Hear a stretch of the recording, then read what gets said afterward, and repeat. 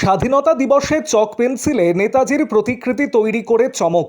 চক পেন্সিলে নেতাজির ক্ষুদ্র প্রতিকৃতি, সেও মাত্র হাফ ইঞ্চি উচ্চতায়। শুনতে অবাক লাগলেও এমন কাজ করে সকলের নজর কেড়েছেন মানিকচক ব্লকের মথুরাপুর এলাকার সৌরভ মালাকার। মানিকচক কলেজের প্রাক্তন ছাত্র। ছোটবেলায় তার ঠাকুরদা চিত্রশিল্পী স্বর্গীয় পঞ্চানন মালাকারের কাছেই তার হাতে খড়ি। পেন্সিল চকের ওপর অত্যন্ত সূক্ষ্ম কারুকার্যের মাধ্যমে তৈরি করা হয়েছে বীর স্বাধীনতা সংগ্রামী নেতাজি সুভাষচন্দ্র বসুর প্রতিকৃতি। ব্যবহৃত উপকরণ হিসাবে সূঁচ, ব্লেড, সূক্ষ্ম চাকু ইত্যাদি। সময় মাত্র 20 থেকে 25 মিনিট। প্রতিকৃতির উচ্চতা মাত্র হাফ ইঞ্চিরও কম। অত্যন্ত সূক্ষ্ম এবং নিখুঁত কারুকার্যে তৈরি এক অনন্য ক্ষুদ্র প্রতিকৃতি। সৌরভ মালাকার এর আগেও বিভিন্ন ধরনের ক্ষুদ্র শিল্পকর্ম তৈরি করে মানুষের নজর কেড়েছেন।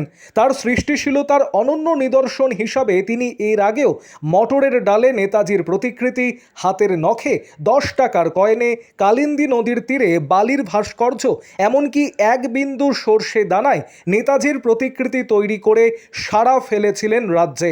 ক্ষুদ্র পরিসরে বৃহৎ সৃষ্টির এক অনন্য নিদর্শন।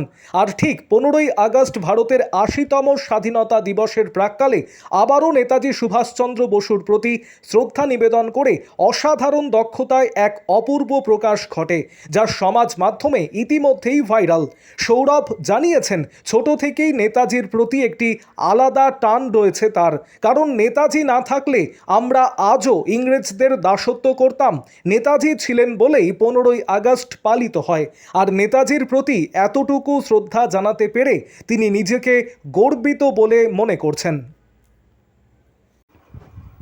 আরও আপডেট থাকতে আমাদের ভিডিও শেয়ার ও ফেসবুক পেজটিকে লাইক করে ফলো করে দিন।